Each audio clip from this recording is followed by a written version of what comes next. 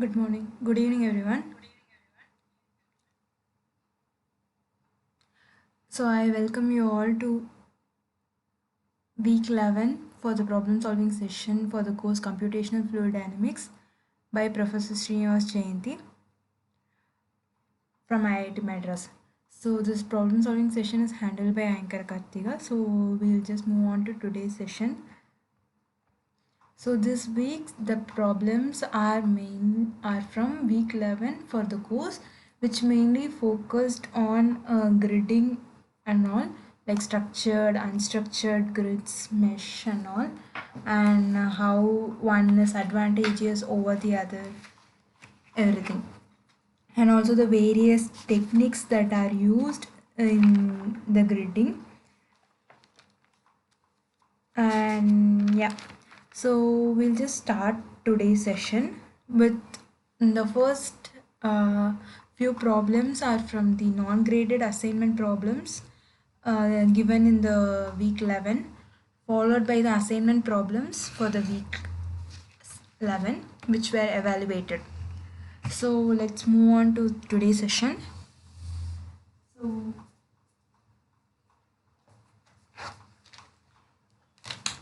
before starting the session, I would like to know if there is any feedback for the session or anything, because the number of students are decreasing.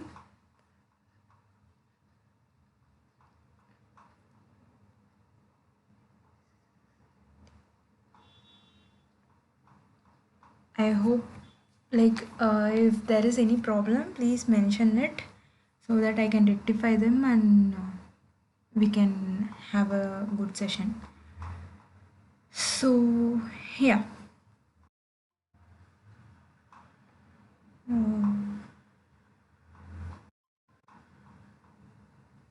We'll just start over. I'll just present my screen.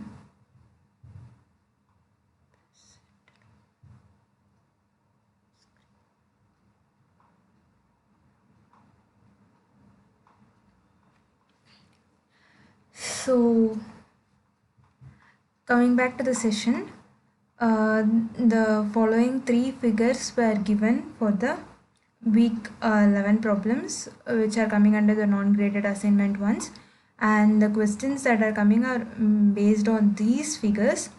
So we'll see how different questions can be framed from this.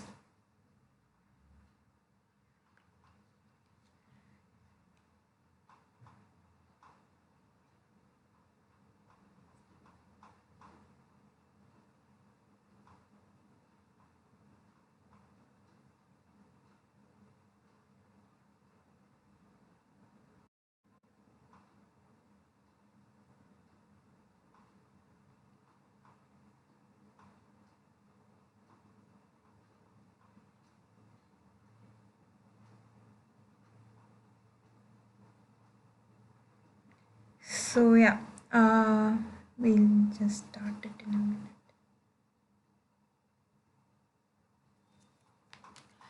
So basically, these are the figures given, and with this, okay, why it is not.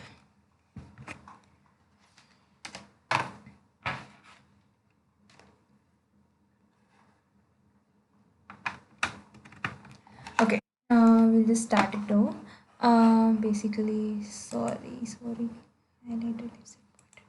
Yeah, these are all the three figures given, A, B, and C, and we can see different kinds of meshing in all these three figures. Uh, it is in this, it is like with body fitted or so, like with the geometry it is varying, and here it is like triangulated mesh, and here it is kind of varying, I mean coarser grids in the center than the near the walls. Here it is kind of finer mesh in the center than the walls. So we can see the differences on looking at them. We'll see how what are all the questions in these from these problems. So the question 1 is basically, with reference to figure 1, which of the grids can be considered as structured grid? So figure 1a, figure 1b and figure 1c, and the options given for this problem are 1 and 2, that is 1a and 1b, and 2 and 3, 1b and 1c, and 1 and 3, 1a and 1c, and 1, 2 and 3. So basically the question is that which of the four grids given in the figure 1 can be considered as a structured grid. So generally we can classify them as structured and unstructured grids. So we will go back to the figure and see which one is that. This is 1a, and here we can see that the grids are in a structured fashion, and that is we can see it is divided, and it is finer in the center followed by the coarser near the walls and all. And in B it is not a structured mesh, rather it is, here it is like divided according to the walls. Like, based on the wall structure the mesh is divided, whereas in the second, I mean 1b, we can see that it is triangulated mesh, and each triangles are like differently meshed. So it is not an uniform one, we could not find anything. Like here it is kind of a refined one, than here where it is kind of coarser one. Again, when coming back to this, we can see that it is a structured mesh with like we can see some sort of structure over this. So basically A and B are structured mesh and B is an unstructured mesh. So the question that was asked was with reference to figure 1, which of the grids can be considered as a structured grid. Therefore 1A and 1C are structured, 1B is an unstructured grid. So from the options it can be observed that okay, 1 and 3, that is option C is the right answer. Okay, a structured mesh, I mean structured grid means that the volume elements are well ordered and a simple scheme can be used to label elements and identify neighbors. In unstructured grids, volume elements can be joined in any manner and special list must be kept to identify neighboring elements.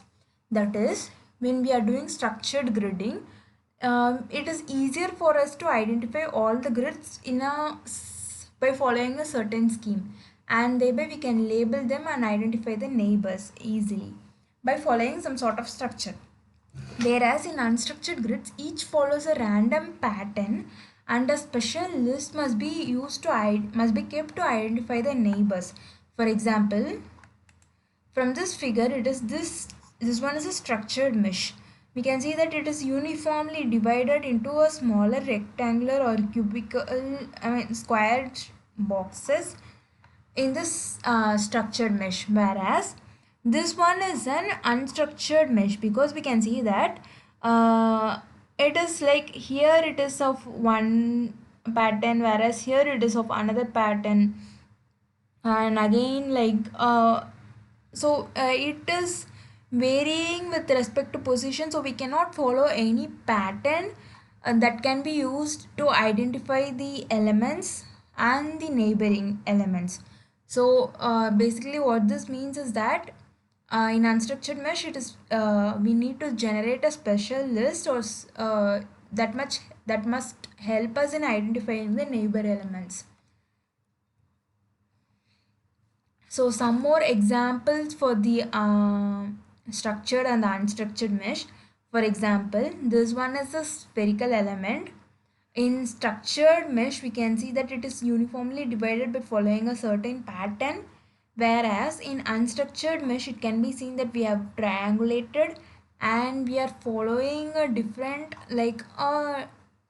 means to triangulate them. Therefore, it is not easier to identify the neighbors. We must have some idea while generating the mesh itself. For this can be seen that for even for a simpler geometry, I mean in the previous slide it was a complex geometry, right? So it was meaningful to do the unstructured mesh, but when required it can be seen that we can go for unstructured mesh for the simpler geometry also. And in a similar fashion, this is also a simple square or rectangular box. In structured mesh we can see that even though it is triangulated, we have done it in a straightforward manner. So this is structured mesh. The same geometry can be divided into unstructured mesh in this form. That is like we are going with different triangles of different size and shape. I mean shape in the sense like it is isosceles, right angle, everything is maintained in different way. Therefore it is unstructured mesh over here and structured mesh over here. So the carryover from this is that structured mesh and unstructured mesh can be used anywhere depending on our requirement. And so it is both has certain advantages and disadvantages. So from the question it is that the A and C are structured one. Like from the examples we are now easily able to identify which of these is structured mesh. This one and this one is a structured one. Here although it is triangulated, we could not formulate or identify any pattern. So this one is an unstructured mesh. So now we'll move on to question 2. For the solution of Navier-Stokes equation in irregular geometries, which of the following grids can be used? Cartesian grids, structured grids, unstructured grids. Options given are 1 and 2, 2 and 3, 1, 2 and 3, only 3. So basically the question is, what the question is asking is, we are solving a Navier-Stokes equation in a irregular geometry. For example, we will consider two different geometries. Consider this is a square system. I am sorry, this one is a square actually.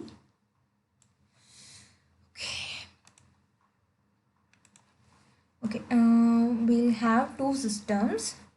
One is a square one and another is a irregular geometry, the one given in the question. So we can, what type of mesh can be used in this? We can divide it into equal number of squares in this one as given in Cartesian grids. And similarly we can use unstructured mesh. Like in the previous slide we have seen that it can be divided by using structured mesh and also in unstructured mesh. Like both of them are possible. Okay, not this one. Structured arrangement as well as unstructured arrangements are possible over here.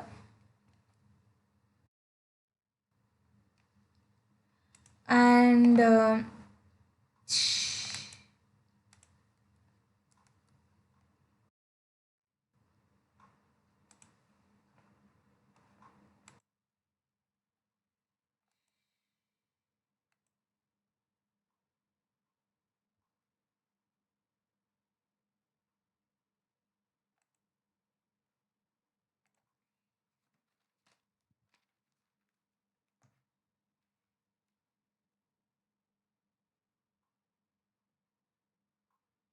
unstructured as well as structured mesh are possible in this square arrangement as well as Cartesian grid is possible. But when we are going for irregular geometry like this, we can use structured or unstructured arrangements. For example, like in the previous case also we have seen that in this it is kind of an irregular geometry where we can use an unstructured grid, as well as this can also be considered the same thing. We can go with a triangulation, like different triangles form. So unstructured grids is also possible. But do you think we would be able to do with Cartesian grids? No, right? Because we cannot divide this into Cartesian grids because their corners and all would be left out. Therefore, sorry, Cartesian grids is not possible. It would not be even one when we are dealing with irregular geometries. So except this, we can use structured or unstructured grids. Both of them are possible. So we'll check the answer. It is 1 and 2. No, 1 is wrong actually. 2 and 3, this one is right. 1, 2 and 3, this one is actually a wrong one. And only 3. So in addition to 3, the second one is also a right answer. So therefore the answer to this is option B. Now we'll move on to question 3.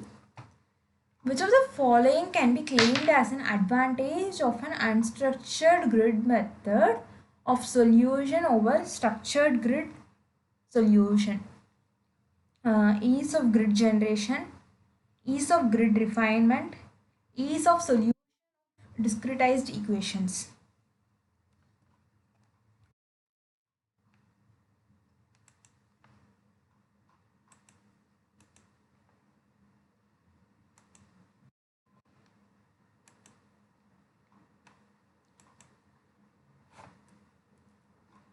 So basically the question is asking for which of the following can be claimed as an advantage of unstructured grid method of solution over a structured grid solution. So options given are ease of grid generation and ease of grid refinement and ease of solution of discretized equation. So when we are going with unstructured grid method, like we have seen in the previous ones also, like we would be using a different method to mesh this system. So what would be the why would we go for unstructured grid method when we have an easier way to mesh like in structured grid method? The thing is, like, we can easily go for grid refinement and grid generation in unstructured grids method when we are dealing with different geometries. For example, if we are dealing with a complex geometry, it would not always be wiser to go with the structured grid solution because it might lead to complex grid generation. At that point we would not be able to generate the grid. Therefore unstructured grid in such cases would be a wiser option, so it is advantageous. And similarly we can, since we are not following any structured way in unstructured grid method, there is a possibility of for us to refine it at specific locations and coarsen it at required locations. So ease of grid refinement is also possible, but ease of solution of discretized equations, it is not practically the case, because since the each grids are like of different things, the solution, obtaining solution from this method is a kind of tedious task. So it is not possible, I mean it is not easier. So this one is a false statement. So which of the following can be claimed as advantage of an unstructured grid method over a solution of grid method of solution over an structured grid solution? It is ease of grid generation and ease of grid refinement. So 1 and 3, 2 are right, on option 3 is wrong. So we can see that option A, it is given 1 and 2, which is right, and option B, it is 2 and 3. Since third one is a wrong, it is not the right answer. Again in option C, it is the third statement is given, so option C is also not there, and option D is also false. So answer is that option A, that is 1 and 2 statements are wrong. That is ease of grid generation and ease of grid refinement can be claimed as an advantage of unstructured grid method of solution over the structured grid solution. So yeah, now we'll move on to question 4. The grid density can be controlled in any region without worrying much about the density getting increased in another region. Easy to use with complex geometries, can be computed within an hour. don't have to worry about skewness or bad quality since the grid generation algorithm takes care of that most of the time. That is, it is like advantages of unstructured grid.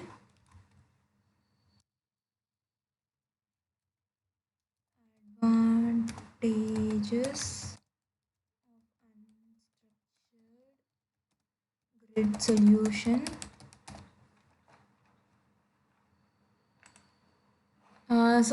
Basically, when we are dealing with unstructured grid method, the grid density can be controlled in any region.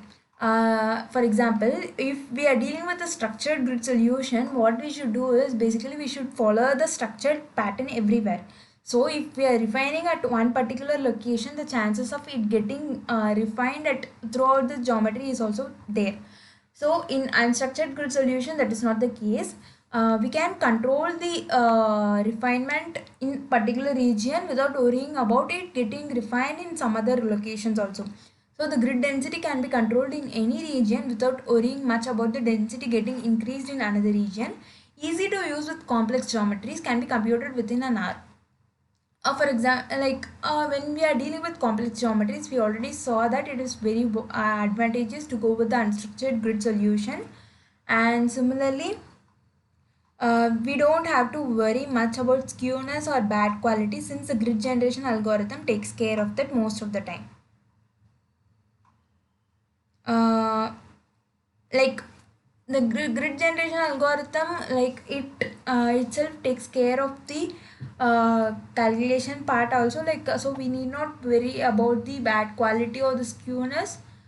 So these are all the advantages when we are dealing with the unstructured grid solution over the structured grid solution.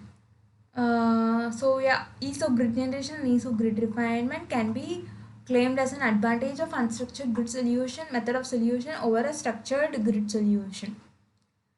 So now we'll move on to question 4.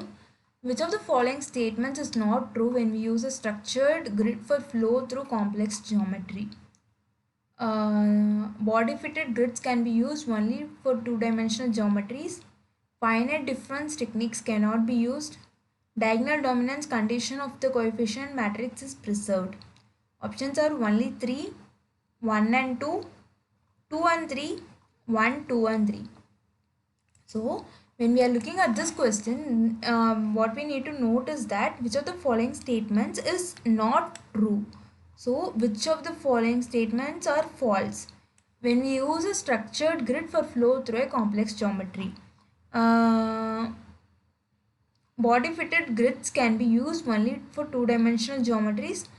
This one is not true because we can use it for three-dimensional structures also. Like it is not always the case, can be used only for two-dimensional geometries. No, it can be used for three-dimensional structures also. Finite difference techniques cannot be used. This is false again. We can use finite difference techniques because we are going for the structured grid. So finite difference techniques can be used, but it would depend on the geometry. Finite difference, and we go for finite volume method only when we are dealing with the unstructured grid solutions, because there it is not practically feasible to do the finite differencing approach. But in structured grids, we can use the finite difference technique. And diagonal dominance condition of the coefficient matrix is preserved. It is not preserved. We do not know what would be happening over there. So again, this statement is false. So since the question was about which of the following statements is not true, all the three statements are not true.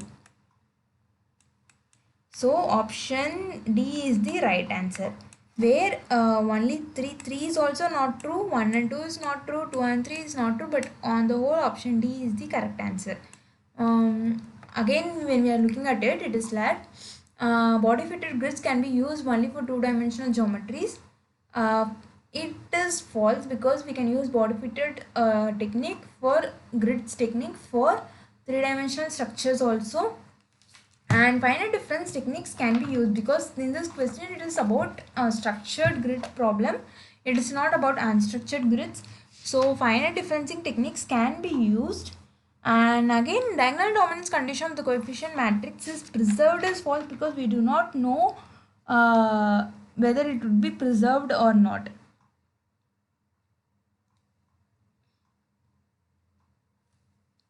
So all the three statements are not true, therefore all three statements are false. So the right answer to this problem is options 1, 2 and 3. That is option D is the right answer. I hope this is clear. I mean, we have like body fitted approach. I hope you guys remember because like in the tutorial session also sir was saying about this type of geometry where if required we can go with this type of meshing where it would be refined in this region but it would be kind of body fitted.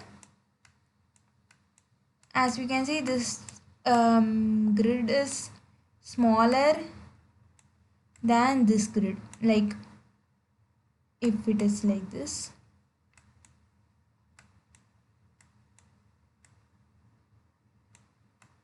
So this is like fitting according to the geometry structure. So this is known as body fitted gridding approach.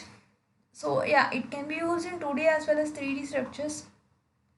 Now we'll just move on to question 5.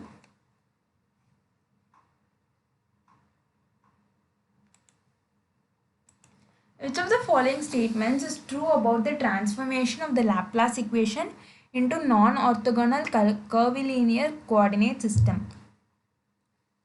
The elliptic equation remains elliptic. The elliptic equation becomes parabolic. Elliptic equation becomes hyperbolic. Parabolic equation remains parabolic. So the question is that which of the following statements is true when we are transforming the Laplace equation into a non-orthogonal curvilinear coordinate system? So the first option is that elliptic equation becomes elliptic. Elliptic equation remains elliptic.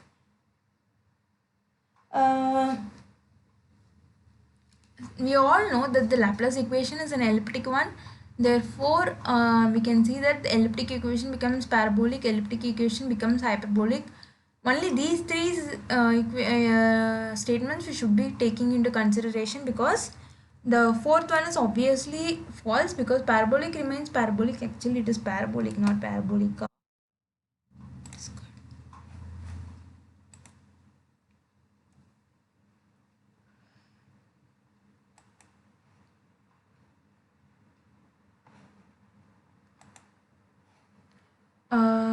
Which of the following statements is true about the transformation of the Laplace equation into a non-orthogonal curvilinear system?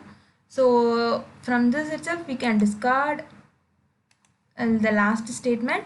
So the three statements under our consideration are the first three. The elliptic equation becomes remains elliptic, or the elliptic equation becomes parabolic, or elliptic equation remains hyperbolic.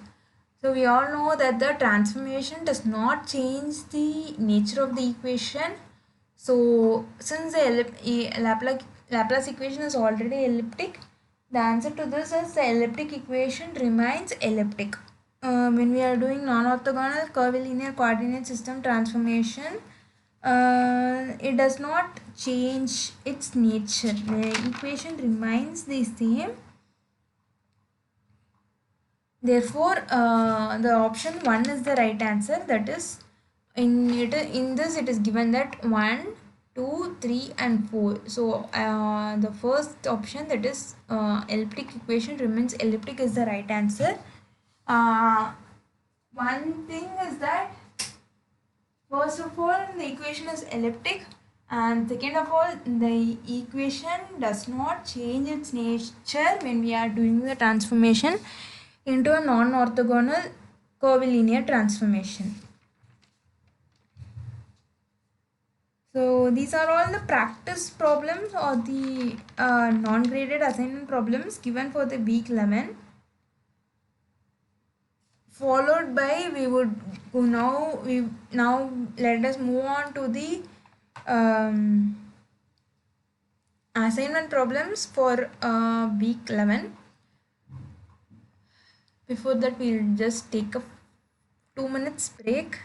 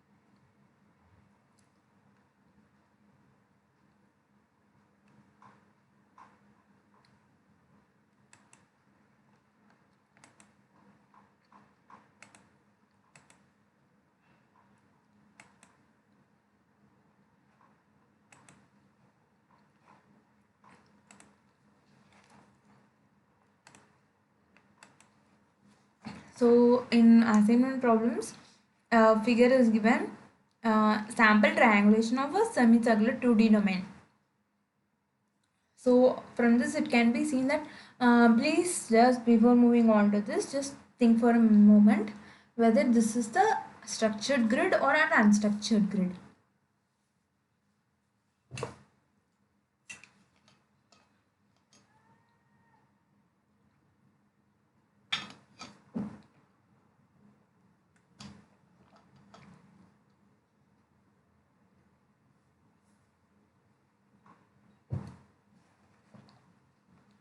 We know that this is an unstructured grid formation because the semicircular domain is triangulated and it is not a uniform triangulation, or we could not find any pattern. from this. Therefore, it is an unstructured grid problem. We'll see what type of questions can be asked or framed from this figure.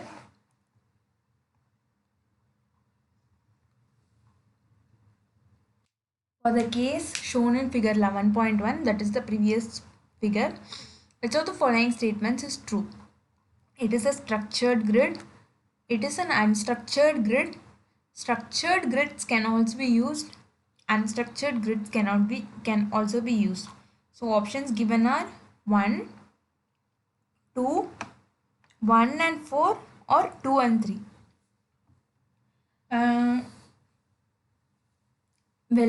Basically, when we are dealing with this question, two things come into our mind.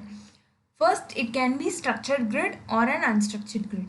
So, if it is one, can the other be true? Like, for example, if the given one is a structured grid, can unstructured grid can also be used, and vice versa. So that is what is asked in this question also, whether it is a structured grid or an unstructured grid, or if it is a structured grid, whether unstructured grids are possible. Similarly, if it is an unstructured grid, whether structured grids are possible. So in the previous thing itself, we saw that it is an unstructured grid problem. When we are seeing this, we could come to the conclusion that it is an unstructured grid problem.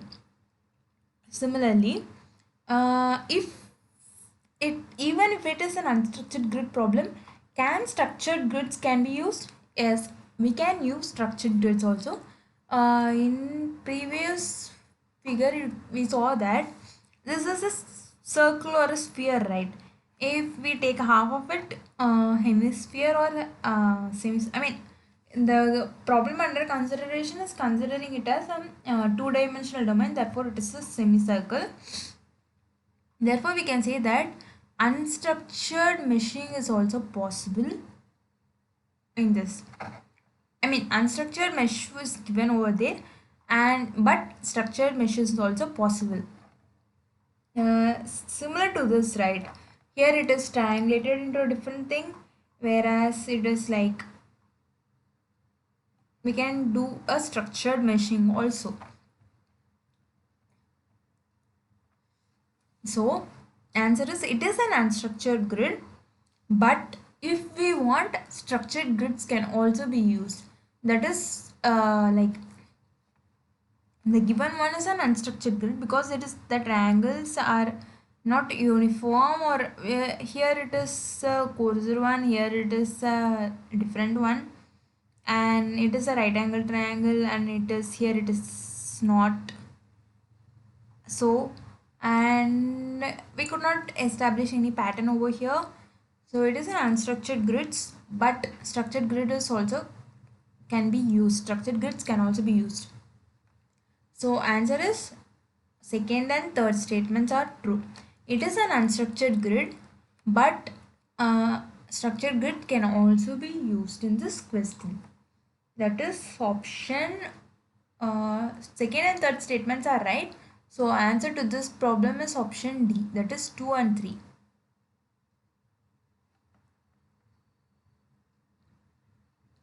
Given Dirichlet boundary conditions along the curved side and Newman boundary condition along the diagonal of the domain, how many algebraic equations need to be solved simultaneously when solving a steady scalar transport equation over the domain? So for this, we'll just take this one, we'll just copy it, and we'll just paste it over here.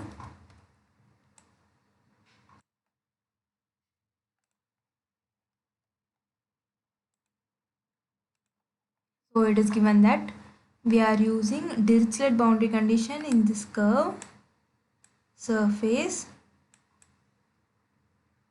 Dirichlet boundary condition, and here we are using Newman boundary condition.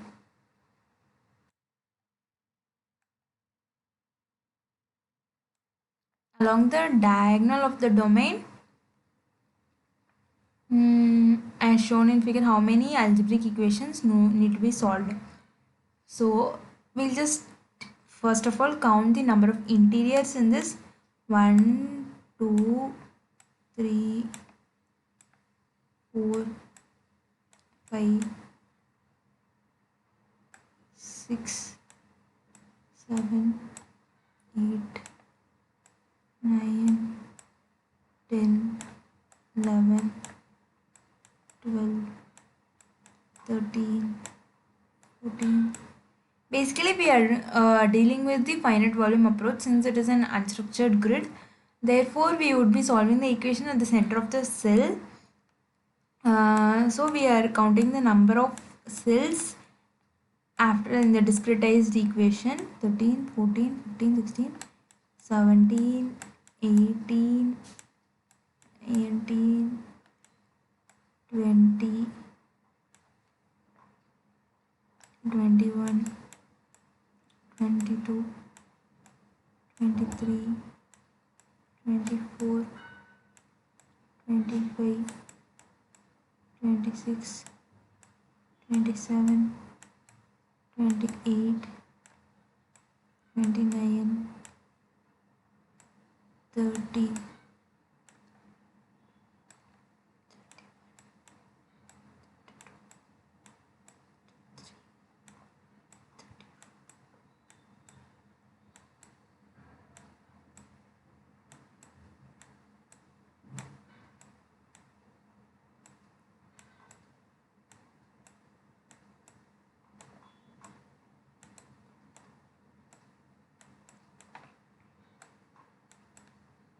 So basically the number of equations need to be solved is 42, and like this, depending on the boundary or how it is discretized, this one and this one, like where it is, this one and this one may differ. Therefore it is 42 plus or minus 2. That is the right answer. We can get the solution from this, that is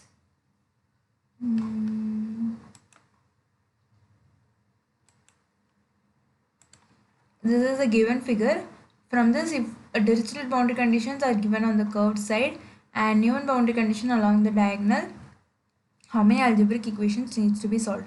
First thing to be noted is we are dealing with an unstructured grid. Second is we would be using finite volume technique to solve the unstructured grids.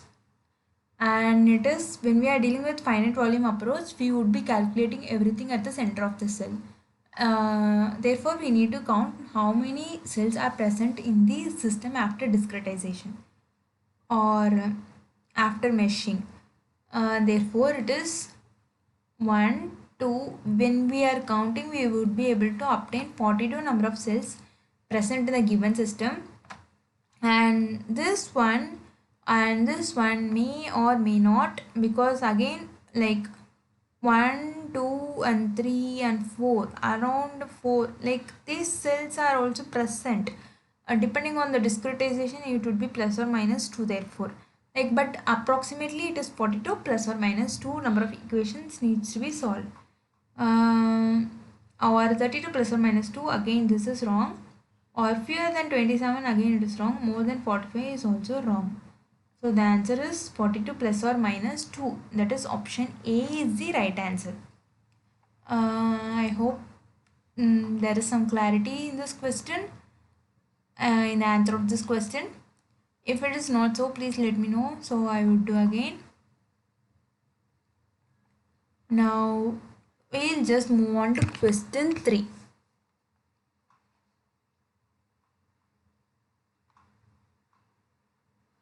Which of the following statements is true about the solution scheme shown in figure 11.1? Local grid refinement is possible. Local grid coarsening is possible. Multi-grid approach is possible. First one, local grid refinement. What is the advantage of unstructured mesh that we have seen?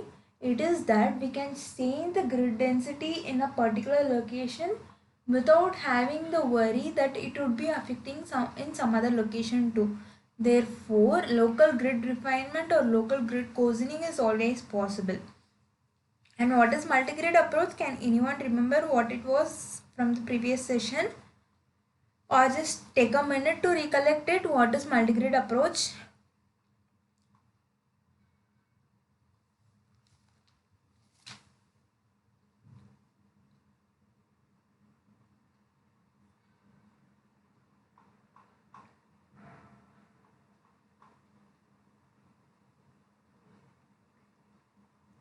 In multi-grid approach, what we did is we just solved the solution or the finest grid and take the error and we just use it in the coarser grid, and further we solve it in the coarsest grid. Similarly, and we from the final thing we take the error and put it back in the original grid and get the solution. So therefore, from this question it is that when we are dealing with the unstructured grid, it is possible to use multi-grid method also, because we can coarsen it further and solve it and put it back again in this given form. Therefore, since we are dealing with the unstructured grid, like from the figure 11.1, we saw that it is an unstructured grid. If we want to refine it, okay, where it is? In this particular, consider we wanted to refine it along the edges or boundaries. We can refine it like this, or anyway, like it is not a proper approach, guys. But just for the sake of information, I am giving it like this. This is not the method to do the triangulation. There is, in the course itself we saw how to do the triangulation. But for general thing, like if we want to refine it along the edges, we can refine it, or else similarly if we want to coarsen it, we can remove this and put it as a single cylinder, like 1 2 3 4 is there. Than that we can use 1 2 and 3 triangles. So again, local refinement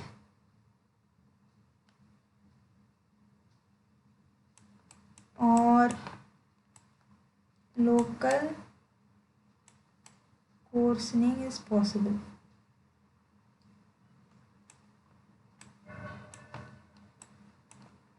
Both of them are possible. Therefore,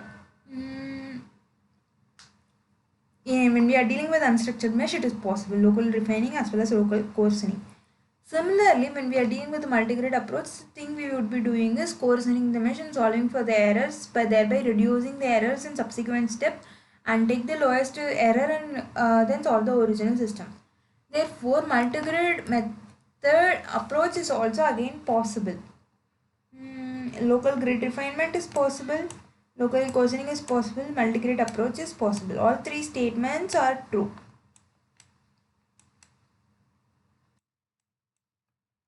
Therefore, 1 and 2 is right, 2 and 3 is right, 1 and 3 is right. Again, 1, 2 and 3 are right. Answer to this is therefore option D. Now we'll just move on to question 4.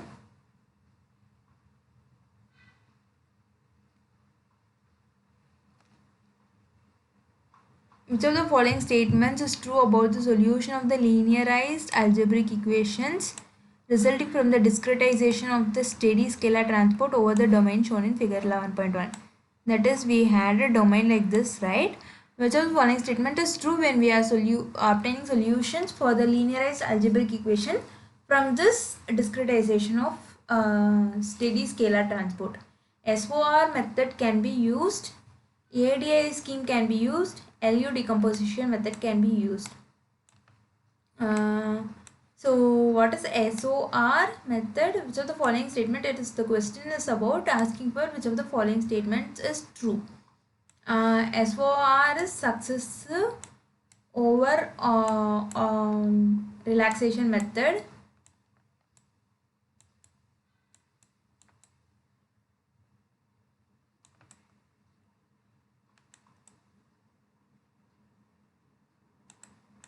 where we give omega in the general procedure where omega is between 1 and 2. Therefore, by you giving this omega, we solve. That is known as successive over relaxation. And ADA is alternating direction implicit. Alternating direction implicit.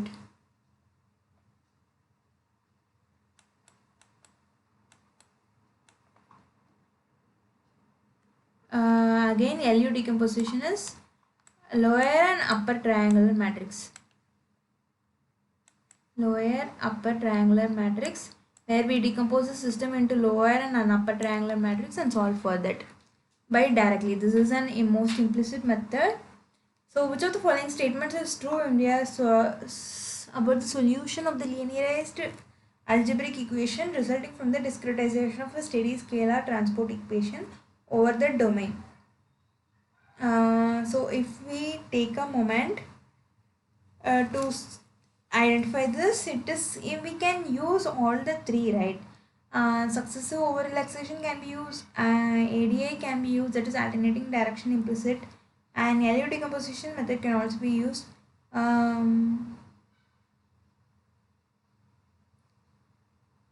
Like LU decomposition is the most implicit one, and with ADA scheme we have both explicit as well as the implicit part in the equation, where we, if you remember, we divided, we put it in two forms, two equations, and solved them.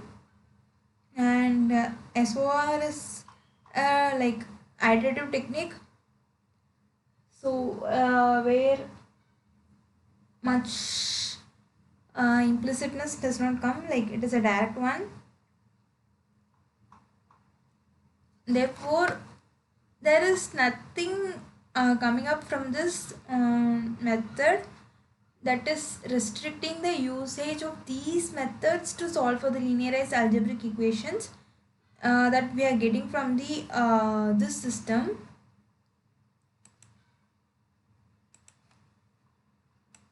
Because this is the domain given for us, right? And there is some sort of meshing which is an unstructured mesh, and we would be solving it in all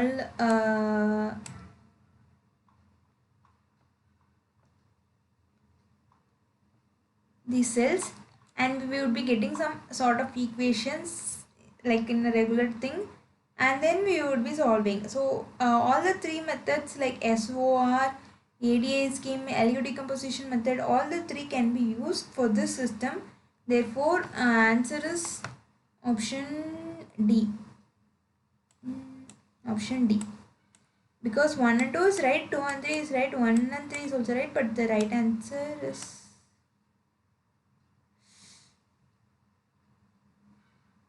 okay. I'm sorry, I am really sorry for the confusion.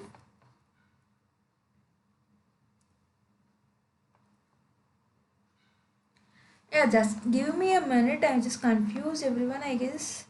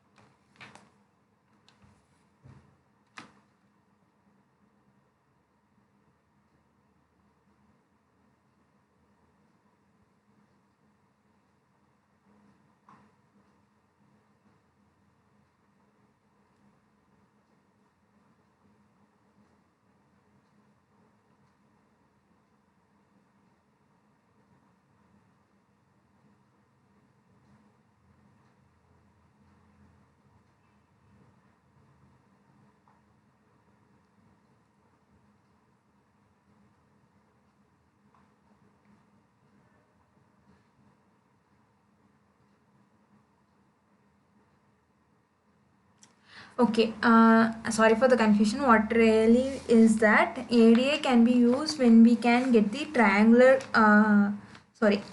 tridiagonal matrix, right?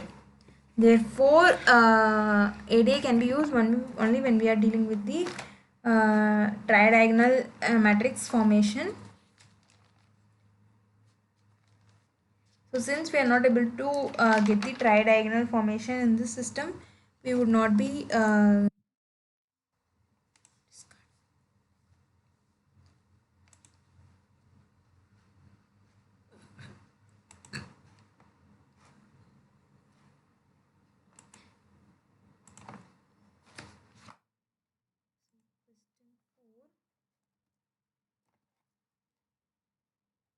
so basically what is that is we are using finite volume approach to solve for the system in the unstructured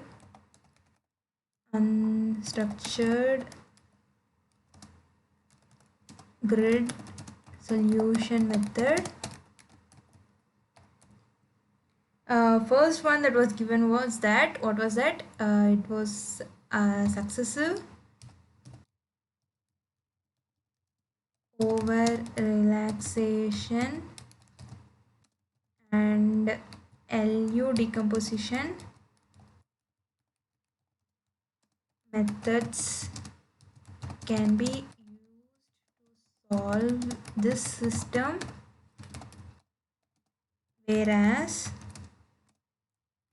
alternating direction implicit method requires the condition for tridiagonal matrix to be met. Therefore, we cannot use the ADI method for this system.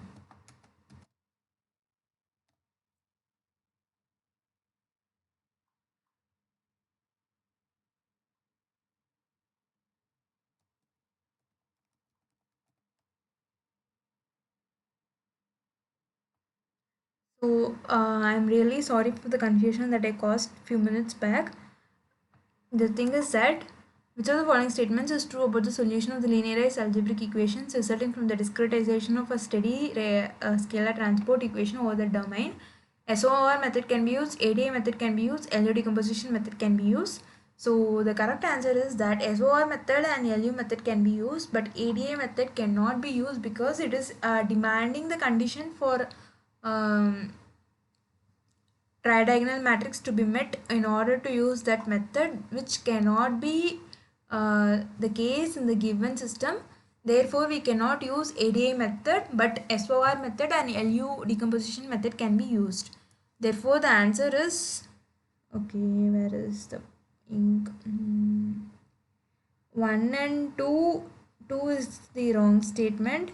2 and 3 is again 2 is wrong. 1 and 3 is the right answer. 1, 2 and 3 is again wrong because second statement is the false statement. SOR method and LU decomposition method can be used, whereas ADA method cannot be used. I am extremely sorry for the confusion I caused few minutes back. Sorry. I hope now it is clear that finite volume approach is to solve for the system in the is used to solve volume approach is used to solve for the system in the unstructured grid solution method. Successive over relaxation and LU decomposition methods can be used to solve the system, whereas alternating direction implicit method requires a condition of for tridiagonal matrix algorithm to be met. Therefore, we cannot use the ADA method for this system.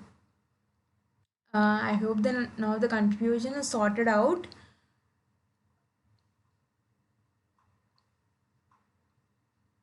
Now we'll just move on to question 5.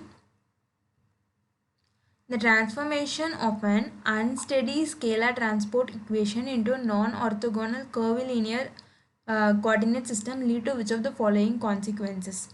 Mathematical nature changes from hyperbolic to parabolic. Cross derivative terms disappear.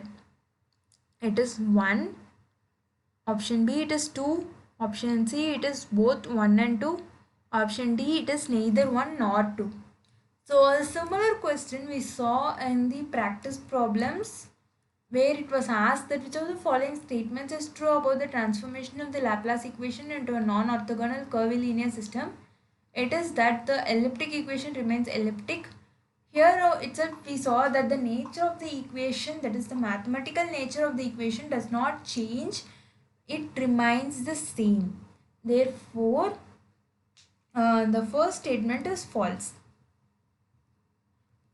The mathematical nature changes from hyperbolic to parabolic is false. Similarly, cross derivative terms disappear. That is also false because there is no, it is not disappearing.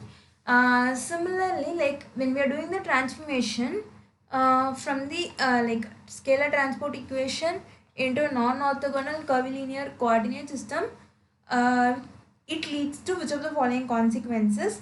So the first one given is mathematical nature of the changes from hyperbolic to parabolic, that is a false statement, and similarly cross derivative terms disappear is also a false statement.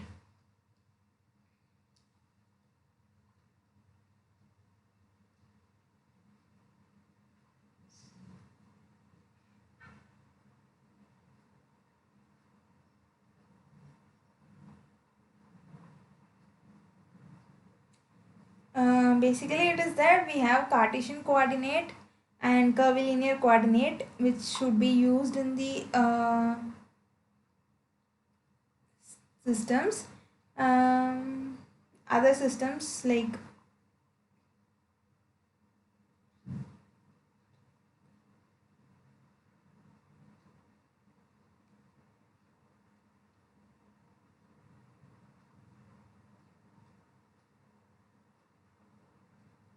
for example like this one where we do not have a curvilinear coordinate would be used than the Cartesian one. This is known as curvilinear coordinate system.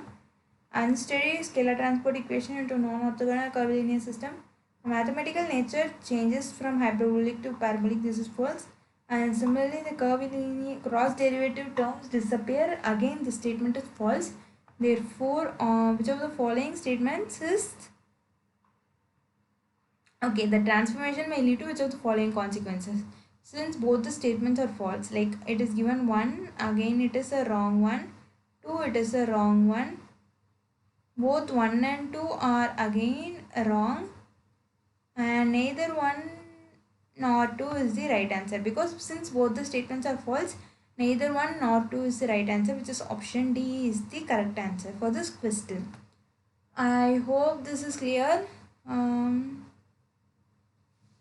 If you have any doubt, please feel free to ask. If you are watching it in the YouTube, put it in the comments. Yeah. Now we'll just move on to question 6 for this week's assignment problems, and we'll see how it is getting solved. Okay. Which of the following can be claimed as advantages of an unstructured grid method of solution over a structured grid solution? Ease of tackling irregular geometries, ease of solution of Ax is equal to b after discretization, ease of grid refinement after solution. A similar question, I think this week there is more conceptual questions that is repeated from the non-graded assignment problems and in the assignment problems, because there was a similar question in the non-graded assignment. Which of the following can be claimed as an advantage of unstructured grid method over structured grid solutions? From this itself, we saw that ease of grid generation and ease of grid refinement is the right answer, because the grid density can be controlled in any region without worrying much about the density getting increased in the another region. because if we are refining it in a particular zone, there is a chances if we are using if we are using the structure grid, it obviously gets increased in this elsewhere also.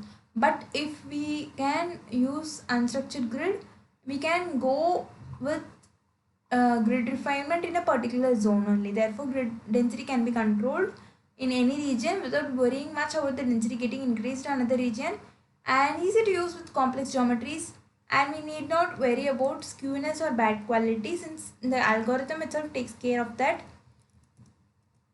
And basically in the question again it is coming as the same: ease of tackling irregular geometries. This one is a true statement. Ease of solution of Ax is equal to b after discretization? No, it is not. We would not be getting an easy solution, we would be getting a complex solution. And ease of grid refinement after solution, that is also true.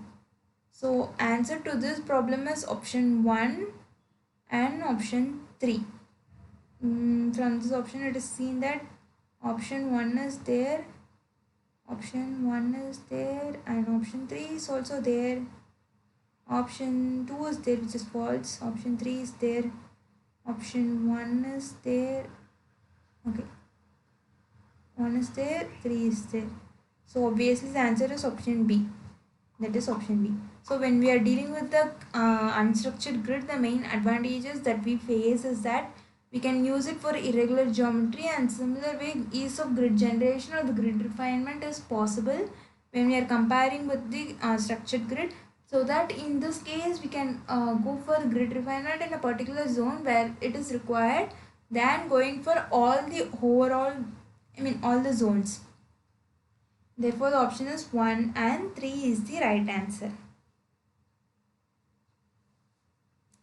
Now we'll just move on to question 7.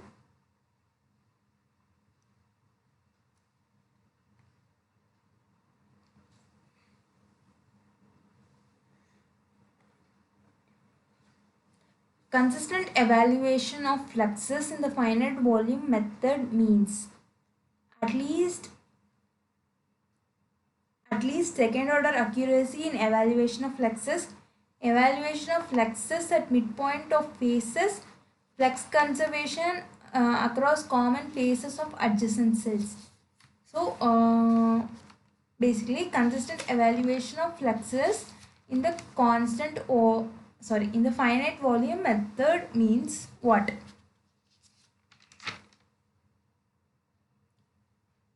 Basically the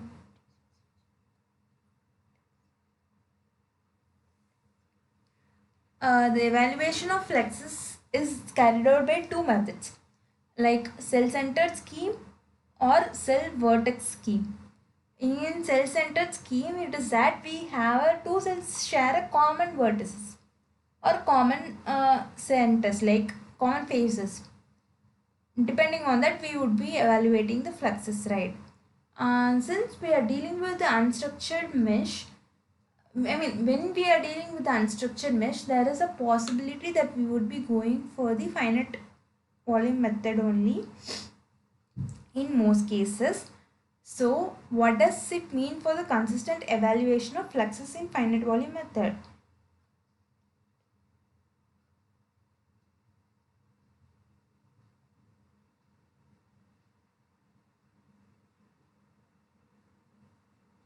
It means that at least second order accuracy in evaluation of fluxes.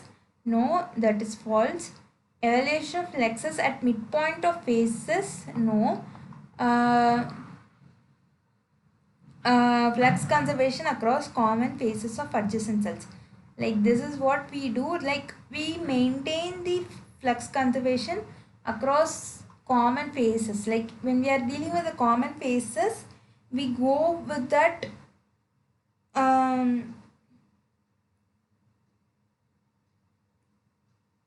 the flux conservation is maintained across two cells having a common phase. We make sure that the flux conservation is there between in the common phase for the two adjacent cells.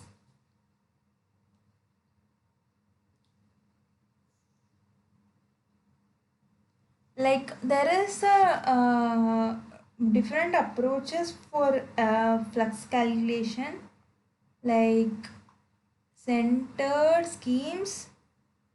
In this only we have to like cell. Oh, sorry. We I'll just discard it and start over. Okay. Flux evaluation is of two types. One is centered one.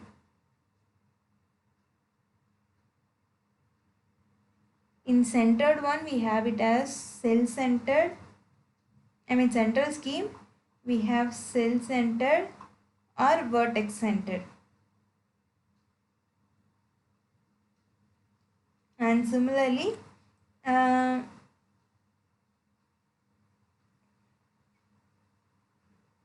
we have another, like this is central scheme, where we have one more thing is upwind scheme.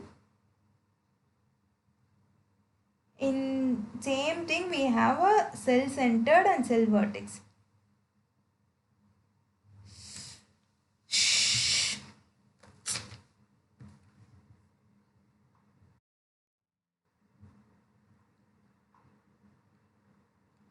For example, question 7.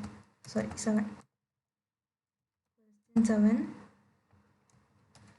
Flux evaluation can be a central scheme or upwind scheme.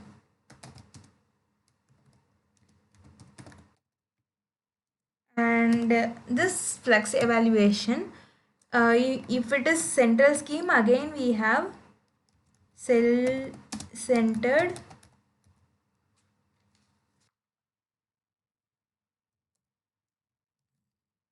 cell vertex.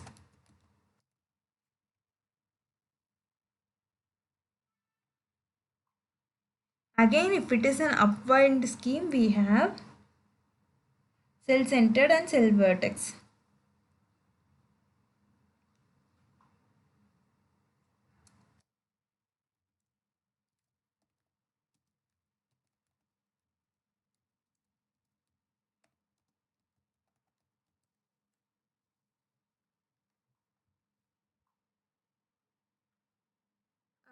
It is like why we are going with finite volume approach is that it is flexible to use for any type of geometry. Because we saw that since we are dealing with the unstructured mesh, it was difficult to go with the regular one, like the finite difference approach. So we are choosing finite volume approach. Mm, like what is the main thing is, when we are dealing with the evaluation of fluxes, we make sure it is conserved, like between two common phases of the adjacent cells, like the two conserve control volume across two control volumes, we should make sure that the flux is conserved. That is the main point of focus over here. We cannot say that it is second order accuracy in evaluation of fluxes. Evaluation of fluxes at midpoint is also false, but we should make sure like flux conservation across common phases of adjacent cells. This is the true statement, that is flux conservation of across common phases of adjacent cells. So the answer is 1 is false, 2 is again false, 3 is the right answer. 1 and 2, since they both are wrong, again D is the wrong one. So answer to this is option C, that is third statement is the right statement. Now we'll just go to question. Okay, here like flux evaluation, there are two different schemes, like central scheme and the upwind scheme. If of both, we have two subcategories like cell centered or cell vertex, where two cells share the common things like vertex, and we have the convective flux and the diffusive flux. We make sure the flux is conserved across the common phase or the between two control volumes also. I hope this is clear. Now we'll just move on to, okay, we have three more problems. Why can't we just take a few minutes break? Because however we have half an hour more, so we would be able to cover it 3 more problems. Like we'll resume this session in 5 minutes. Right now the time is 7:24. We'll just start it at 7:20, 7:30.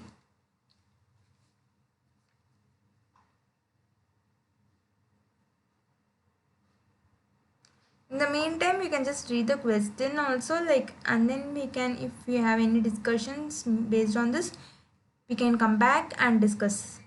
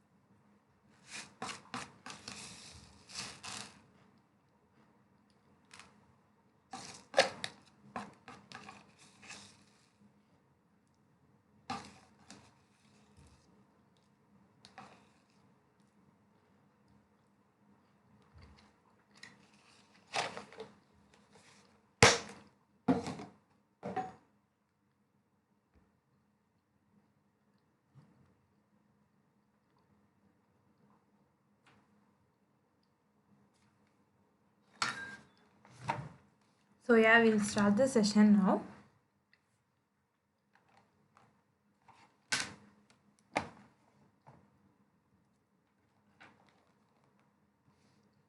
So the following statements is true about Watson algorithm for Delaunay triangulation. All the boundary grid nodes are inserted first. All nodes are inserted randomly. Fewer number of triangles are produced than in the advancing front method. Um,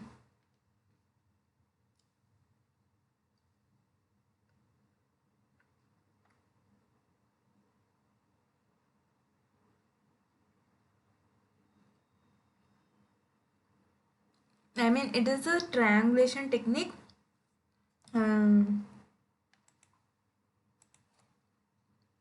Where we have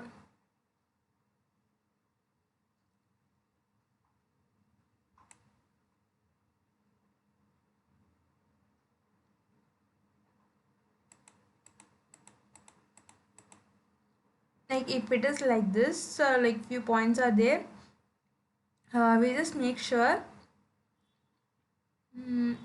no point, like if there are p set of points, no point is inside the circumcircle. It is a triangulation technique. The three options are given. Fewer number of triangles are produced than in the advancing front. All boundary grids are inserted first.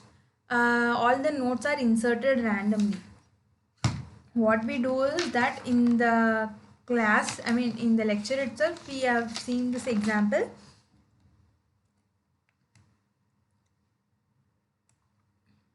where geometry like this was there, and there was a random placement of points like this for this geometry, like, and then we connected it in a random manner, like following some procedure. So all boundary grids are inserted first, no, like depending on this one we go with this, like that it was proceeded. And then it is like we, like from this we were placing the boundary grid points, but all nodes are inserted randomly. We are not following any methods, like, so all nodes are inserted randomly. This is the only statement that is true. This is false. And fewer number of triangles are produced. This is again false. Advancing front method is also another method to produce the triangles, but we cannot say that in this method we would be producing a fewer number of triangles than the advancing front. This is a false one. So the only statement that is correct is all nodes are inserted randomly.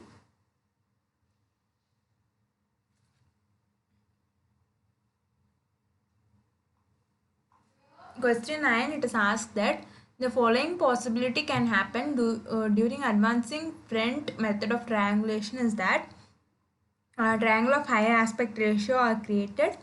Domain outside the boundary is partly included in the triangulation near concave boundaries. Domain outside the boundary is partly included during triangulation of concave boundaries.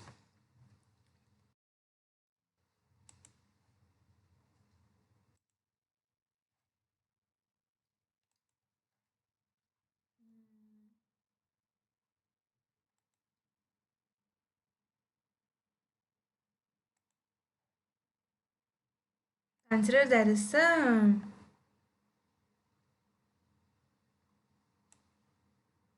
okay, not like this.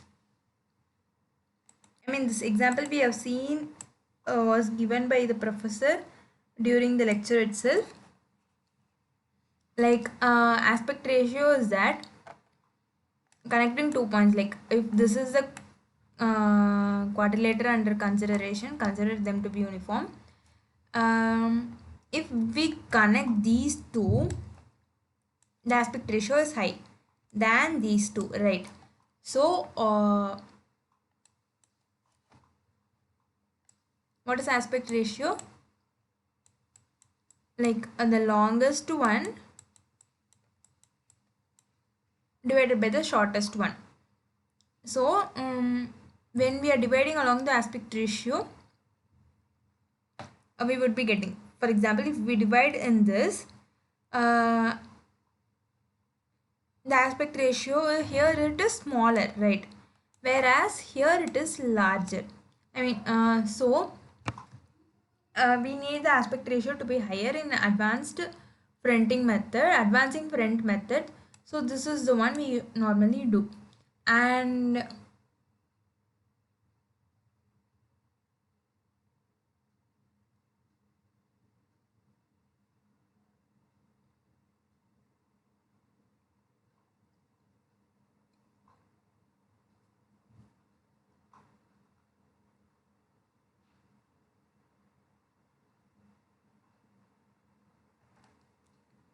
also we make sure that domain outside boundary is included during triangulation for concave boundaries. I guess I made a little blunder here, but the carry away from this slide is that we are focusing on triangles of high aspect ratio uh,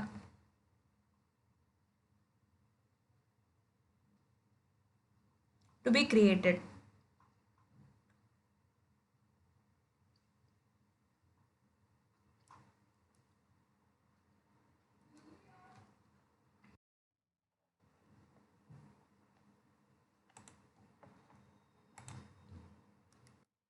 I mean, there is some blunder over there, but forget that blunder. But it is that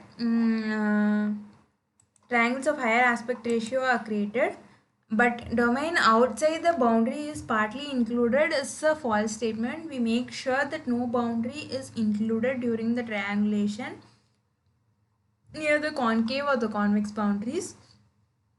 So depending on that, it is triangulated. So the only in the advancing front method, the only thing to be noted is that triangles of high aspect ratio are created and domain near the boundary outside the boundary is not included anywhere during triangulation near the concave or the convex boundaries. The question 10 is again about Bowyer-Watson method of triangulation. In the following possibility can happen during Bowyer-Watson method of triangulation. So the first one is triangles of high aspect ratio are created. A domain outside boundary is partly included in triangulation near the concave boundaries, and domain outside boundary is included during triangulation near convex boundaries. For example, if the boundary is a convex boundary that is near the boundary, the chances are there that for the outside domain to be included in the triangulation. But if it is a convex boundary, it is not true that it would be included when the triangulation is happening inside near the convex boundary. So domain is not included at that time. And also triangles of higher aspect ratio are not created in this one. Triangles of higher aspect ratio was created only in the advancing front method. In Bowyer-Watson method of triangulation, triangles of a high aspect ratio are not created. Also, like domain outside the boundary is partly included when we are dealing with the concave boundaries. But when we are dealing with the convex boundaries, the domain outside is not included in the system. So the options given are first one, second one, 1 and 3, 2 and 3. So only second statement is right. So our answer to this is the option B, that is option 2 is the right answer. So basically these are the questions that for the in the assignment problems given for week 11. So if anyone has any questions, please ask. If there is no questions, we will just have a quick recap of the session before closing the today's session. So we'll wait for a few questions and discussion.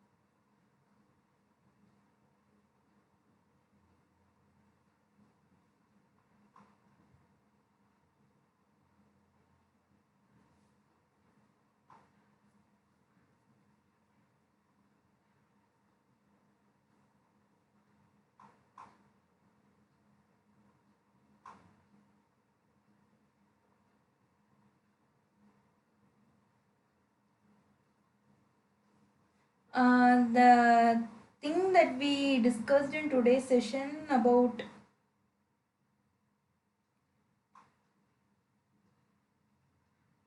advancing print method.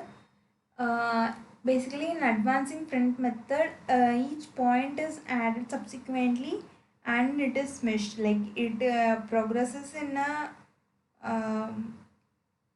fast forward moving manner.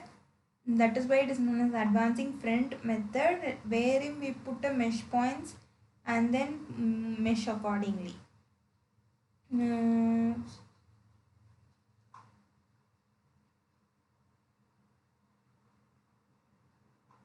like it starts from the edge, uh, and the meshing starts from the edge, uh, which is and then advances into the field. Mm,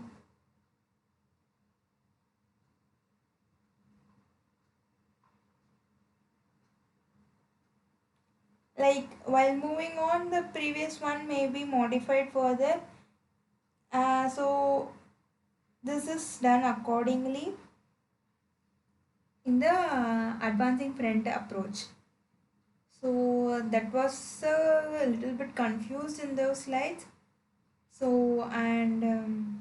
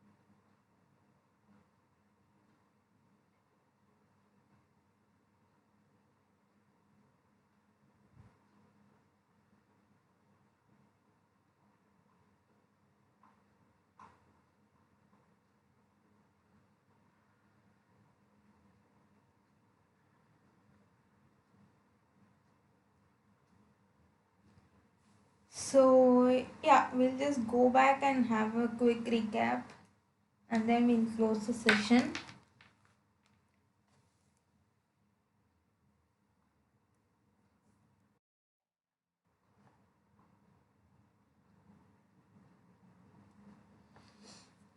So basically this week the main focus was about meshing and various meshing techniques available, like the structured mesh, unstructured mesh, and so on, like with a few body fitted approach also. So the in the non-graded assignment problems, the main focus was by giving a figure where the first and the last one were a structured approach and the middle one was an unstructured mesh. The questions are asked from that, like which one was a structured and which one was an unstructured mesh. And we also saw the advantage of structured mesh, wherein we have a simple scheme used to identify the neighbor elements, whereas in unstructured mesh we cannot easily identify the neighbor elements. A special list must be used. And another thing is that in structured mesh and non-unstructured mesh we've seen few examples, and also we saw like if it is an irregular geometry how unstructured mesh is preferred, but structured mesh can also be used. But in general Cartesian mesh is not used for the irregular geometry because we can see that we can imagine how irregular geometry would be and how Cartesian grids cannot be used. And the main advantage when we are why we are going for the unstructured mesh grid method is that the grid generation is easier, and also the grid refinement is easily done because we can adjust the grid density over a location without being worried about it being affecting the whole geometry. Therefore, like local grid refinement or local grid coarsening is possible with the unstructured mesh. And also like we also saw that advantages with grid density control and easier for complex geometries, and the skewness is not there because the algorithm itself takes care of that. And also we saw the like how body fitted approach can be used for various three-dimensional geometry also. But when we are using structured grid, finite grid approach, finite difference approach is possible, but we cannot assure for the diagonal dominance condition. And also we saw how when we are dealing with the non-orthogonal curvilinear transformation, the mathematical nature of the equation remains the same. That is, if it is an elliptic equation, the equation remains elliptic. So since Laplace equation is an elliptic, we also saw that it remains elliptic even after the transformation. Also we saw the assignment problems with the simple geometry. In the assignment problems,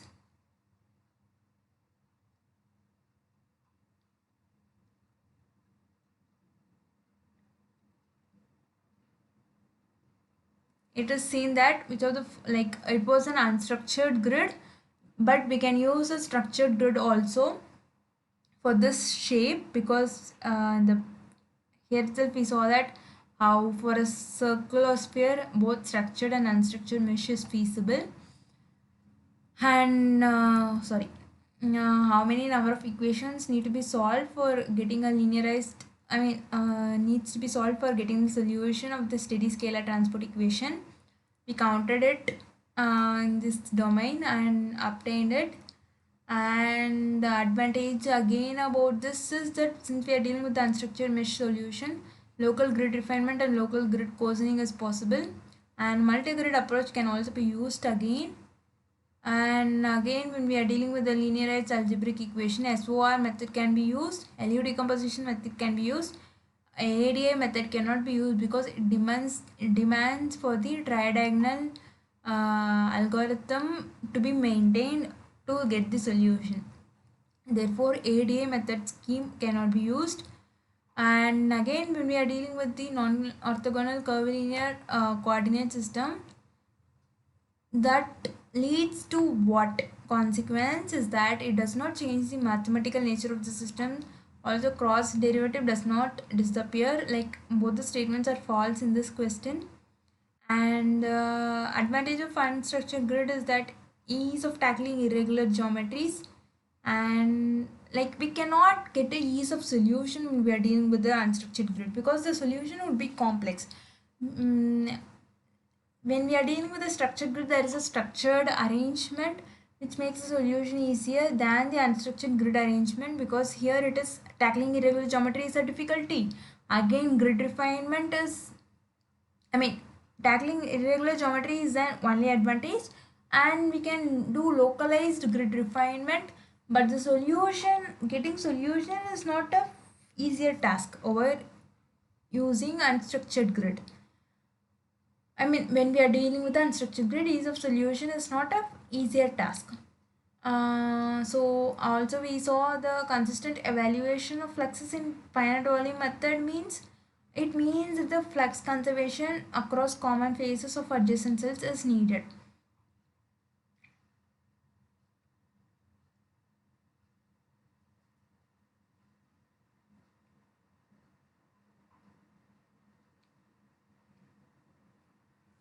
And lastly, like flux evaluation can be central scheme or the affine scheme, and both the schemes can be cell-centered or cell-vertex. But the thing is, the conservation of flux is important between two across two control volumes. That's what we saw in the last slide. And again, it was about the different triangulation scheme like Bauer-Watson approach for the Delaunay triangulation scheme. In Delaunay triangulation scheme, the first all nodes are inserted randomly. We do not follow any pattern, and we could not say about the number of triangles produced when comparison with the advancing front method. And we saw about the possibility during advancing front method is that in advancing front method, the possibility is that higher aspect ratio triangles are created than in the